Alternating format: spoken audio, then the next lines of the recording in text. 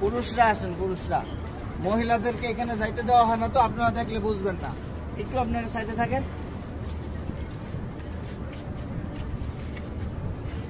আমরা ভিতরে যাব হচ্ছে এইভাবে। আমাদের বাম দিকে থাকবে রওজা। রওজা থাকবে কি বাম দিকে। ভিতরে কথা বলার কোনো সুযোগ নাই, বেশি সময় দাঁড়ায় থাকারও সুযোগ নাই। প্রথম দুইটা ছিদ্র থাকবে, যে দুইটা ছিদ্রের ভিতরে কোনো কিছু নাই। কবরের জায়গা ফাঁকা আছে। এখানে হযরত ঈসা আলাইহিস সালাতু ওয়াস সালামকে দাফন করা হবে। ওই পাশে হচ্ছে হযরত ইমাম মাহদিকে দাফন করা হবে।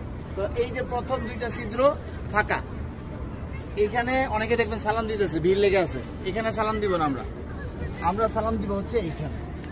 এইখানে এই ছিদ্র বরাবর ভিতরে হচ্ছে রাসূল সাল্লাল্লাহু আলাইহি ওয়াসাল্লামের রওজা। এই জায়গায় সালাম দিব। দেখবেন যে এরকম যেই ছিদ্রটা, এইটার সাথে কিন্তু কোনোটার মিল নাই, ঠিক আছে? এই বরাবর নবীজিকে সালাম দিতে হবে। রাসূল সাল্লাল্লাহু আলাইহি ওয়াসাল্লাম এখানে জীবন্ত অবস্থায় শুয়ে আছেন, ডান কাত হইয়া। নবীজির মাথা এদিকে, পা হচ্ছে এদিকে, ঠিক আছে?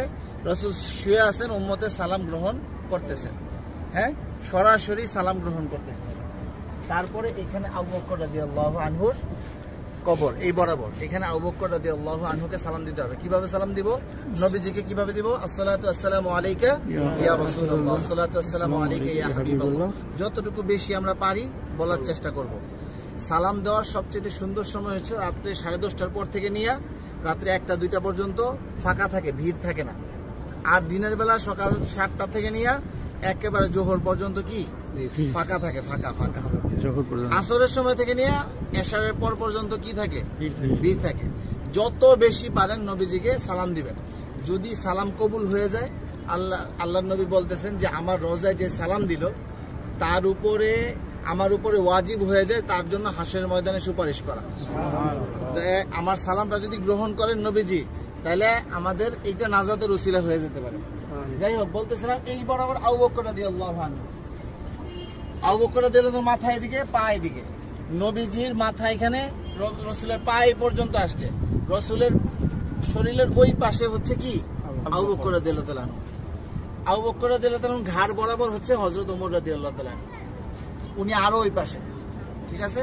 নবীজি এখান থেকে এভাবে শোয়া, রাসূলের পরে হচ্ছে আবু বকর রাদিয়াল্লাহু আনহু শোয়া, তারপরে হচ্ছে হযরত ওমর রাদিয়াল্লাহু আনহু। এইখানে হযরত ওমর রাদিয়াল্লাহু আনহুকে সালাম দিতে হবে। তো এইখানে নবীজিকে সালাম দিব আমরা।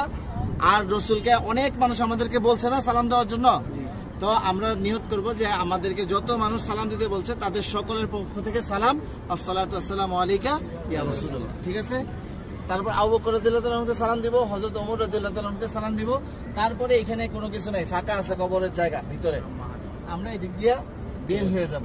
এটা হচ্ছে পুরুষদের যে কোনো সময় খোলা আছে সালাম দেওয়া। আর মহিলাদেরকে ঠিক রওজার পিছন দিক দিয়ে দিবে সালাম দেওয়ার জন্য একদিন। কথা বুঝতে পারছেন? একদিন সুযোগ আসবে রিয়াজুল জান্নাহ নামাজ পড়ার জন্য, এবং সালাম দিবেন রওজার পিছন দিক থেকে। আর মহিলারা বাহির দিয়া প্রতিদিনই সালাম দিবেন আপনারা বাহির থেকে। হ্যাঁ, এই পাশে আসেন।